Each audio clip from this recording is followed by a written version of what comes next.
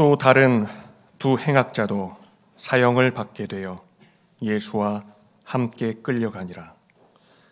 해골이라 하는 곳에 이르러 거기서 예수를 십자가에 못 박고 두 행악자도 그렇게 하니 하나는 우편에 하나는 좌편에 있더라.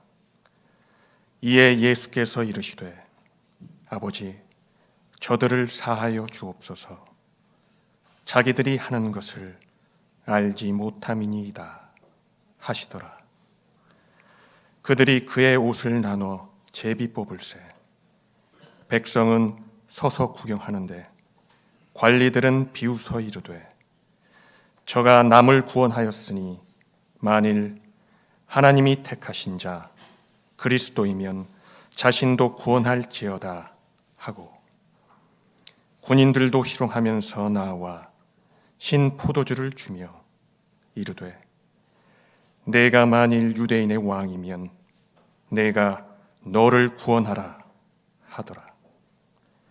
그의 위에 이는 유대인의 왕이라 쓴 패가 있더라. 달린 행악자 중 하나는 비방하여 이르되 내가 그리스도가 아니냐 너와 우리를 구원하라 하되 하나는 그 사람을 꾸짖어 이르되 내가 동일한 정죄를 받고서도 하나님을 두려워하지 아니하느냐 우리는 우리가 행한 일에 상당한 보응을 받는 것이니 이에 당연한 거니와 이 사람이 행한 것은 옳지 않는 것이 없느니라 하고 이르되 예수여 당신의 나라에 임하실 때에 나를 기억하소서 하니 예수께서 이르시되 내가 진실로 내게 이르노니 오늘 내가 나와 함께 낙원에 있으리라 하시니라. 때가 제6시쯤 되어 해가 빛을 잃고 온 땅에 어둠이 임하여 제9시까지 계속하며 성소의 휘장이 한가운데가 찢어지더라. 예수께서 큰 소리로 불러 이르시되 아버지 내 영혼을 아버지 손에 부탁하나이다 하고 이 말씀을 하신 후 숨지시니라. 백부장이 그 된 일을 보고 하나님께 영광을 돌려 이르되 이 사람은 정령 의인이었도다 하고 이를 구경하러 모인 무리도 그 된 일을 보고 다 가슴을 치며 돌아가고 예수를 아는 자들과 갈릴리로부터 따라온 여자들도 다 멀리 서서 이 일을 보니라. 하나님 말씀입니다.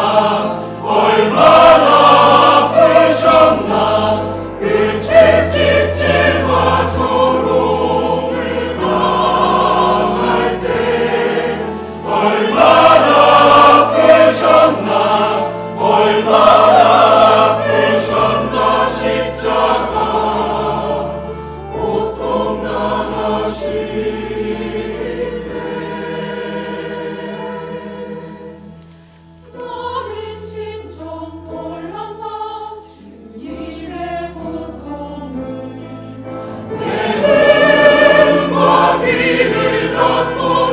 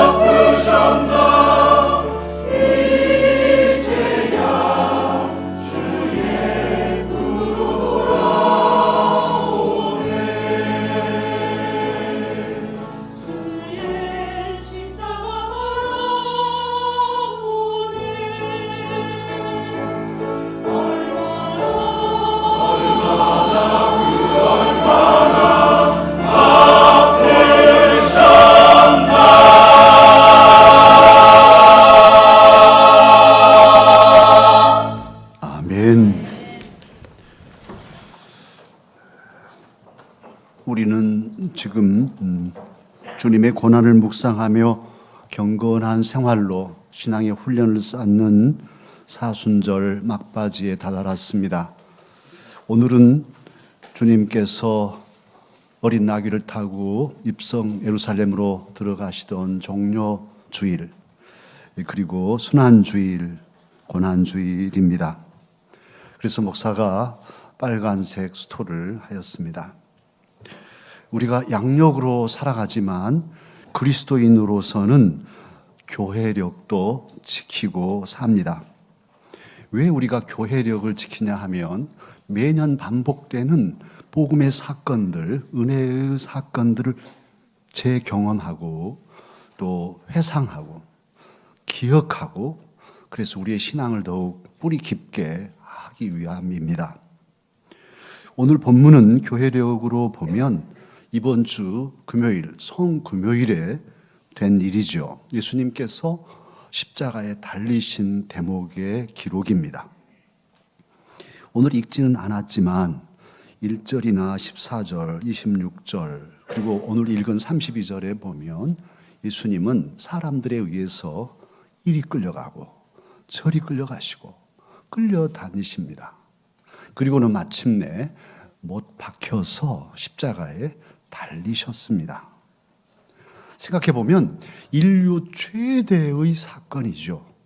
전에도 없었고 앞으로도 영원히 없을 딱 한 번인 하나님의 아들이 사람을 살리려고 사람 되시고 사람의 손에 십자가에 달려 죽으시는 사건, 이런 사건이 어디에 있겠습니까?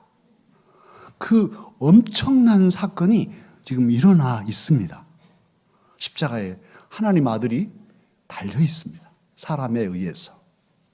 그런데요, 그 십자가 밑에 사람들 모습은 가지가지입니다. 그날에도 예수님께서 십자가에 달려 고통당하는 그 시간에도 많은 사람들은 자기 살 길에 바빠서, 나사렛 청년 예수가 십자가에 달린 일하고 나하고 무슨 상관이라? 나 먹고 살기도 바쁜데 다 논으로 가고 밭으로 가고 들로 가고 장사하러 판을 벌리고 아무 생각 없이 살아가는 사람들이 부지기수였습니다. 그때에 실권을 가졌던 로마의 총독 빌라도, 실제로 예수님을 즉각 석방할 수도 있고 죽일 수도 있는 힘을 가진 빌라도 총독, 그는 예수님이 죄 없으신 것을 알았습니다. 오늘 23장 4절에 보면 내가 보니 이 사람에게 죄가 없다, 이렇게 공개적으로 얘기할 정도니까요. 다 압니다. 죄 없는 사람이 풀려야 되는 것은 당연한 법칙이죠. 로마의 법으로도 그렇죠. 그런데 무리들을 보면서 책임을 회피하고 예수님을 헤롯에게 보냅니다. 어디 출신이요? 갈릴리 나사렛 출신이라고? 헤롯 지역이네. 내 구간, 내 구역 아니네. 헤롯에게 보내라고 보내버렸어요. 나중에 헤롯이 예수님을 다시 빌라도에게 보내죠. 그러면 6월절 이 명절 특사로 죄수한 사람을 내놓을 수 있는데 죄 없는 이 사람 내놔야겠단 말이에요. 그래서 내놓아 보려고 하지만 무리들이 바라바는 원하고 예수님은 죽이라는 거예요. 그때 이 실권을 가진, 권력을 가진 빌라도는 예수님을 무리에게 넘깁니다. 법으로 판단하지 않고 정치적인 그런 결정을 내린 것이죠. 헤롯은 어떻습니까? 오늘 본문 8절에 보면 헤롯은 예수님을 빌라도가 보내니까 너무너무 좋아합니다. 거기 보면 기뻐했는데 어떻게 기뻐했다고 써 있냐면 매우 기뻐했다고 써 있습니다. 매우 기뻤습니다. 소문을 늘 들었거든요. 무리를 걷는다며? 죽은 사람도 살렸다대? 나병도 고쳤다는데? 여러 소문들을 들었어요. 어떻게 생긴 사람입니까? 궁금하고. 그런데 예수님이 자기 발 앞에 왔으니 얼마나 좋았겠어요. 야, 여러 가지로 물어보는데 예수님 한 말씀도 하지 않습니다. 기적도 행하시지 않죠. 대실망입니다. 11절에 보면 헤롯이 그 군인들과 함께 예수를 업신여기며 다 소문이 헛소문이었구만. 그리고 희롱하고 빌라도에게 다시 보냈습니다. 큰 실망이죠. 그래서 12절에 보면 그날 헤롯과 빌라도 평소에는 정적이었지만 친구가 됐다는 거예요. 친구가 되어서 예수님을 못 박는 일에 다 일조한 것이죠.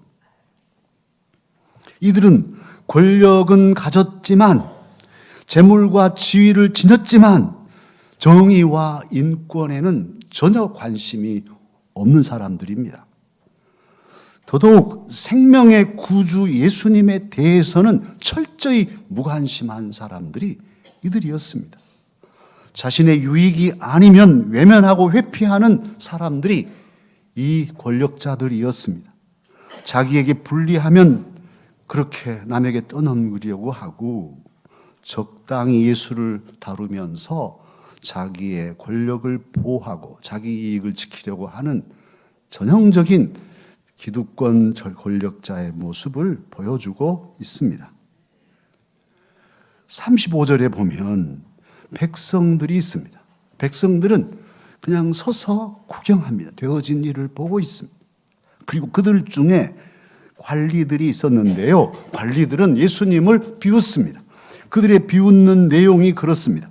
저가 남을 구원하였으니 만일 하나님이 택하신 자 그리스도이면 자신도 구원할지어다. 정말 메시아라면 자기도 구원하겠지 뭐. 이렇게 비난하고 바라보고 있습니다. 36절에 보면 로마 군인들도 예수님을 희롱합니다. 그들은 예수님을 못 박고 진짜 메시아가 십자가에 못 박혀 달려 계시는데 그들에게 영원한 생명을 주실 참 메시아가 거기 계시는데 그들의 관심은 그 메시아가 입었던 옷, 여기에 관심이 있습니다. 그래서 누가 가져갈까? 서로 가져가려고 하니 제비 뽑자. 제비 뽑고 있습니다. 세상에나 영원한 생명을 주실 주님이 계신데 그 주님은 관심도 없고 그분이 입으셨던 겉옷에 마음이 쏠려 있습니다. 정말 천하에 가장 값진 보화가 있는데 그 보화는 내버려 두고 그 보화를 쌓았던 보자기에 욕심내고 있는 이 한심스러운 인간의 모습들을 성경은 증거하고 있습니다. 군인들이 말합니다. 37절에 보면 내가 만일 유대인의 왕이면 내가 너를 구원하라. 구원하세요. 이렇게 말하고 있습니다. 심지어 함께 십자가에 못 박힌 약행을 행한 강도라고 하죠. 이 한 사람 그렇게 예수님을 비방합니다. 내가 그리스도가 아니냐? 너와 우리를 구원하라. 그렇게 말하고 있습니다. 이런 이들의 비난을 잘 종합하면 공통점이 있습니다. 이 사람들은 메시아를 어떻게 생각하고 있냐 하면 메시아란 자기도 구하고 남도 구하는 능력이 있는 사람. 그것도 정당한 법 집행, 어떻게 그 내용은 어떻든지 간에 법 집행이 진행되고 있는데 십자가라도 부수고라도 구원될 수 있는 능력의 소유자가 메시아라고 생각한 것이죠. 합법적인 절차를 무시하고 더 강한 힘과 권세로 기적을 보여라. 그러면 믿겠다는 것이니까요. 메시아란 그런 존재로 생각하는 것입니다. 자기 밥도 못 찾아 먹는 사람이 어떻게 메시아인가? 자기 목도 챙기지 못하는 메시아는 메시아가 아니다. 최소한 자기 목도 챙기고 자기 목숨도 구하는 사람이 남도 구할 수 있고 그런 힘을 가진 존재라야 우리가 믿을 수 있는 메시아다. 이렇게 생각한 것이죠. 메시아에 대한 자신의 편견과 선입견으로 진짜 메시아가 앞에 계시는데도 예수 그리스도를 거부하고 비웃고 조롱하였습니다. 편견이, 자신들의 잘못된 선입견이 이런 폐단을 낳고 말았습니다. 참 메시아 예수 그리스도의 생명 주시는 사랑, 모든 죄를 대속하고 영생 주시는 그 은혜는 전혀 알지 않았습니다. 알지 못했고 알려고 하지도 않았습니다. 사랑의 예수님은 죽이라고 외치면서 밀란과 살인을 저지른 바라바는 살리라고 원했습니다. 구주 예수 그리스도는 그날에 이스라엘 사람들에게 철저히 외면을 당하고 멸시를 당하고 조롱을 당하셨습니다. 사랑하는 강서가족 여러분, 만약 저와 여러분이 그날 그 자리에 있었다면 저와 여러분은 어떤 류에 속한 사람일까요? 우리도 편견에 사로잡혀 예수님을 조롱하고 있지는 않았을까요? 그런데 더 무서운 사람들이 있습니다. 예수님을 잡아 끌고 다니며 십자가에 못 박아 죽게 한 배후 세력이 있습니다. 더 무섭습니다. 감람산 밑부분의 겟세마네 동산에서 예수님 기도하셨는데요. 그 예수님을 체포한 사람들이 있어요. 그들이 바로 대제사장들과 성전의 경비대장, 그리고 장로들, 그리고 율법을 연구하는 학자들인 서기관, 그리고 관리들, 이런 사람들이 배후 세력입니다. 그들은 하나님을 누구보다도 더 잘 믿는 사람들입니다. 대대로 뼛속까지 신앙이 스며 있는 이런 사람들이고 신앙의 지도자들입니다. 그러기에 이들은 메시아 하면 가장 먼저 알아차릴 수 있는, 그리고 알아차려야만 하는 그런 성경적 지식을 가진 사람들이죠. 그런데 이게 웬일입니까? 바로 결정적으로 하나님의 아들 진정한 메시아를 십자가에 매단 죽게 한 결정적인 힘을 행사한 사람들이 바로 이 배후 세력, 대제사장과 장로들, 서기관들, 이런 성전 경비대장들, 이런 사람들이었습니다. 엊그제 지난 4월 6일은 아프리카 루안다의 집단 학살 25주년이 되는 날이었습니다. 1994년 4월 6일부터 7월 중순까지 약 100일 동안 르완다에서는 다수의 후치족이 소수의 투치족을 학살했습니다. 현재 르완다 정부의 추정으로는 그 당시에 학살당한 사람이 117만 4천 명으로 추정하고 있습니다. 이 사람들을 시간으로 따지면 하루에 10,000명씩 죽임을 당했습니다. 1시간당 400명씩 학살을 했습니다. 1분에 7명씩 죽었습니다. 그래서 투치족 전체 인구의 70%가 사라졌습니다. 그런데 저도 이번에 이걸 살피면서 깜짝 놀랐습니다. 94년에 마음 아프게 그때를 지났던 기억은 있는데 배후 세력을 몰랐어요. 그런데 이 투치족을 학살한 후투족의 배후 세력이 있었어요. 그 배후 세력이 천주교입니다. 놀랍게도 천주교 신부들과 수녀들이 그 학살에 가담했습니다. 학살을 조장하고 협조하고 사람들을 의식화시켜서 심지어는 일반 사람들이 학살하고서 뭐라고 하냐면 투치족 학살은 하나님 뜻에 따라 한 것이다. 그렇게 주장했습니다. 맹신과 맹종이 사랑의 예수님을 믿는다고 하면서도 사람들을, 그것도 어린아이들까지 겁탈하고 폭행하고 학살했습니다. 심지어는 성전에 사람들이 피할 곳이 없으니까 예배당으로 피하였는데 최소한 5천 명까지도 죽임을 당한 예배당도 있었습니다. 예배당에 들어오면 신부들이 이렇게 알려가지고 수류탄을 던지고 불을 지르고 총으로 쏘고 칼로 찔러서 그렇게 많은 사람들을 죽였습니다. 잔인한 사회입니다. 사람이 사람을 죽이는 사회는 잔인한 사회죠. 그것도 선량한, 그것도 메시아인 예수님을 잡아 죽이는 사회는 지옥 같은 사회입니다. 사랑하는 강사가족 여러분, 저는 이 설교를 준비하면서 마음이 매우 무거웠습니다. 과연 오늘 한번 반성해 보죠. 저와 여러분이 살아가는 대한민국의 사회 현실은 어떨까요? 르완다만 그 아주 미개한 아프리카 못된 사람들이네 이렇게 하고 지나가도 될까요? 저와 여러분이 가진 메시아관은 무엇입니까? 저와 여러분이 원하는 메시아는 어떤 메시아야만 할까요? 대한민국의 현대 사안은 자유롭지 못합니다. 저와 여러분도 대한민국의 시민으로서 깊은 회개를 해야 할 역사를 가지고 있습니다.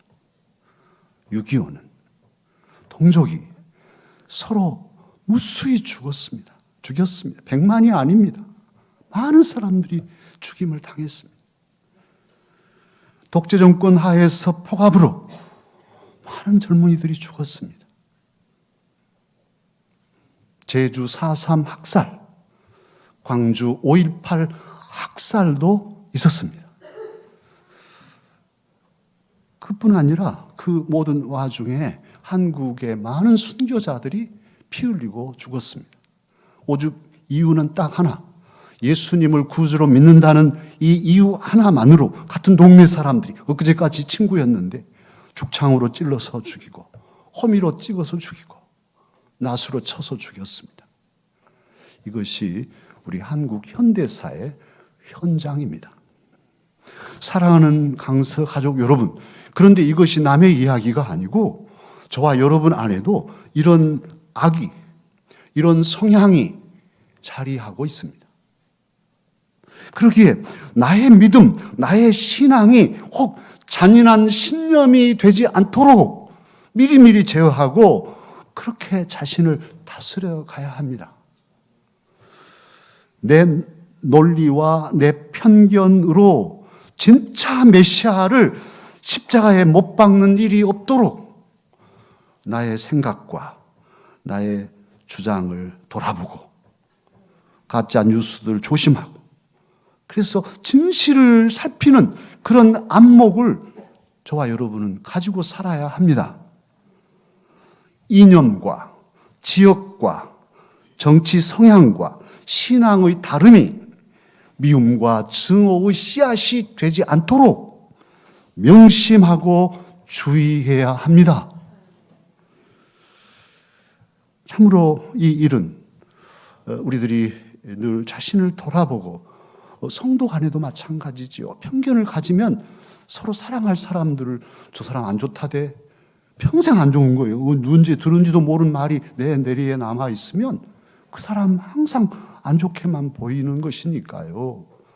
진실을 보기 위해서 우리는 내 편견과 내 선입견을 늘 성찰하고 진실 앞에 내려놓는 이런 작업들을 해야 할 것입니다. 이것이 생각 있는 그리스도인의 태도이죠.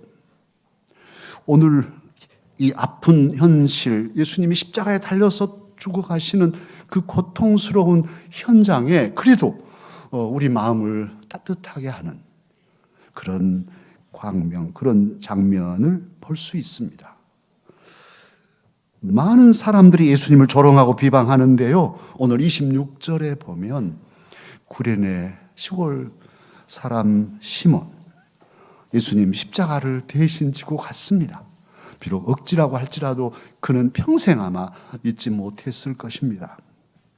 그리고 27절에 보면 십자가 지시는 예수님을 위하여 가슴을 치며 슬피 우는 많은 여인들이 있었습니다. 갈릴리에서부터 따라오고 예수님을 뒷바라지하던 여인들이 아무것도 할 수 없는 자신들의 무력함 앞에서 가슴을 치면서 울고 있었어요. 그리고 47절에는요, 예수님께서 십자가에 달려 죽으신 후에 놀랍습니다. 유태인의 입술이 아니고 로마의 군인, 그것도 고급 장교인 백부장의 입을 통해서 증거합니다. 과연 이 사람은 정령 의인이었도다. 할렐루야. 참으로 예수님에 대해서 백부장의 입을 통해서, 로마 군인의 입을 통해서 증거하고 있습니다. 그리고 오늘 우리가 눈여겨보아야 할 사람, 39절 이하입니다. 예수님과 함께 십자가에 달린 행악자 중 통상 오른편 강도라고 말하지요. 사실 성경에는 없습니다. 왼쪽 강도일 수도 있어요. 그러나 통상 우리가 얘기해 오기로는 왼쪽 강도가 예수님을 비난했고, 예수님의 오른편 강도는 예수님을 바라보면서 예수님께 간구했다고 일컬어지죠.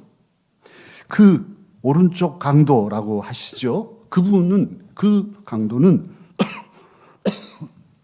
오늘 40절로 41절에서 말합니다. 내가 동일한 정죄를 받고서도 하나님을 두려워하지 아니하느냐? 우리는 우리가 행한 일에 상당한 보응을 받는 것이니 이에 당연하거니와 이 사람이 행한 것은 옳지 않은 것이 없느니라. 옳다 강조하고 있습니다. 이 말을 잘 살피면 이 강도는 주님 앞에 회개하고 있는 대목이지요. 회개란 자신의 죄를 인정함으로 시작되는 것이거든요. 내가 뭔 죄 지었는데 회개가 안 되는 것이죠. 그러나 이 강도는 우리는 당연하다. 십자가에 달려 죽어 당연한 일이다.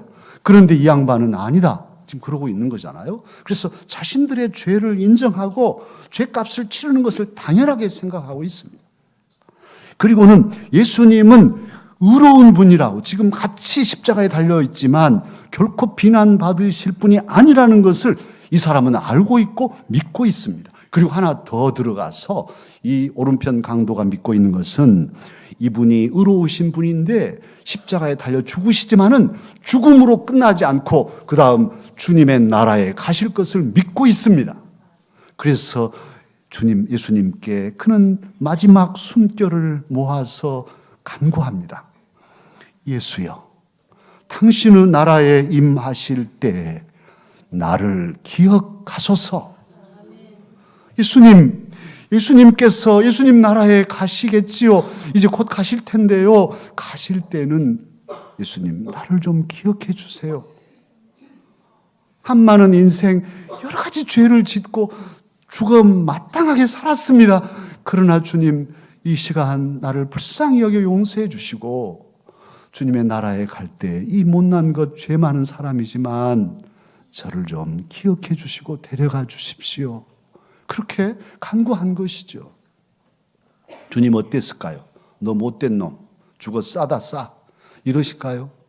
우리 주님 그러신 분이 아니시잖아요. 지금 딸깍 숨이 정하는 그 순간인데도 기억해 달라고 하는 이 광도를 보시고 주님, 자비하신 주님 말씀하십니다. 내가 진실로 네게 이르노니 오늘 네가 나와 함께 낙원에 있으리라. 할렐루야. 얼마나 감사한 일입니까? 그 숨이 곧 딸깍 져가는데 얘야 괜찮다. 너의 모든 허물을 내가 다 용서하마. 그 일을 위해서 내가 십자가에 달린 것이다. 그러니 이제 너는 깨끗한 마음을 가지고 오늘 나와 함께 하나님 나라에 가자. 주님이 그렇게 말씀해 주셨습니다. 사랑하는 강서 가족 여러분, 저와 여러분도 언젠가 인생의 마지막 숨을 몰아쉴 날이 오겠죠. 그런 날이 안 올 것 같습니까? 젊은 분들은 멀리만 생각되죠. 오늘 저녁일지 내일 아침일지 숨을 몰아쉬고 그냥 끝나면 끝나는 거잖아요. 내가 살고 싶다고 사라지나요? 안 되는 거예요.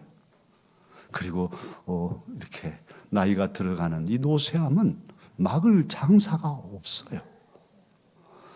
그런데요, 우리의 마지막 숨을 몰아쉬면서 이제 점점 죽음을 맞이할 그 순간이 되었을 때에 저와 여러분은 과연 누구를 붙들어야 살 수 있겠습니까? 돈주머니? 돈주머니 갖고 와라. 돈주머니 붙잡고 죽음을 돌파할 수 있겠습니까? 뭘로 하시겠습니까? 누구를 붙잡을 것입니까? 누구에게 기억되기를 원하십니까? 오늘 저와 여러분이 내 마지막 순간에 내 영원한 생명을 맡길 수 있는 분은 오직 예수 그리스도 주님뿐입니다. 주님께서 나를 기억해 주셔야만 합니다. 나의 모든 허물과 나의 모든 실수 잘못도 다 품으시고 사하시고 하나님 나라로 나를 이끌어 주실 분은 예수 그리스도, 그분밖에 없습니다. 그리고 감사하게도 그분은 저와 여러분을 사랑하셔요. 빅토르 위고르는 말했습니다. 인생 최고의 행복은 우리가 사랑을 받고 있다는 확신이다. 누군가에게 사랑받고 있다는 믿음이 있으면 우리는 행복할 수 있어요. 남편이 아내에게, 아내가 남편에게 사랑받고 있다고 확신될 때 기쁘잖아요. 그런데 내 아내가 나를 사랑하나? 이웃집 아저씨 사랑한 것 아니야? 지옥이죠, 지옥. 지옥이죠. 자녀들이 나를 소중히 여겨주나? 이 확신이 들면 행복이죠. 그러나 이 녀석들 나를 배신했어. 이런 마음이 들면 지옥이죠. 형제 간에도, 우리 교우들 간에도 마찬가지죠. 누군가가 나를 진짜로 사랑한다는 믿음이 있으면 행복하다는 거예요. 그런데 저와 여러분, 사람들에게는 혹시 배신을 당하고 버림을 받을지라도 저와 여러분을 근본적으로 사랑하시는 영원한 분이 계십니다. 그분이 바로 우리 주 예수 그리스도이십니다. 우리 주님은 우리를 기억하십니다. 무엇까지 기억하시냐면 우리의 외로움, 우리의 슬픔, 사랑하는 부군을 잃고 눈물을 흘리면서 예배를 드리는 분도 있어요. 우리 교회 안에는. 그 눈물을 사람들은 몰라줘도 우리 주님은 사랑하는 딸아, 너의 눈물을 내가 안다. 너의 슬픔을 내가 안다고 주님은 기억해 주셔요. 우리의 허물과 우리의 약함, 우리의 연약함, 우리의 질고, 이 모든 것을 전체로 다 우리 주님은 아시고 기억하여 주십니다. 그러면서도 우리를 여전히 생명을 주심으로써 십자가에 달리신 그 큰 사랑으로 내가 너를 사랑한다. 젊은 날 저는 방황할 때가 있었는데 너 방황할 때 흘리던 내 눈물, 그 눈물 위하여 내가 죽었노라. 복음송 가사인데요. 내가 방황할 때 이미 주님은 2000년 전에 나를 위해서 내가 너 위하여 죽었다. 다 용서하고 계신 거였어요. 모르고 방황하고 모르고 자러 가고 우러 가고 하는데 주님은 다 내가 너 위하여 나 죽었다. 사랑하는 아들아, 사랑하는 딸아, 어서 돌아와라.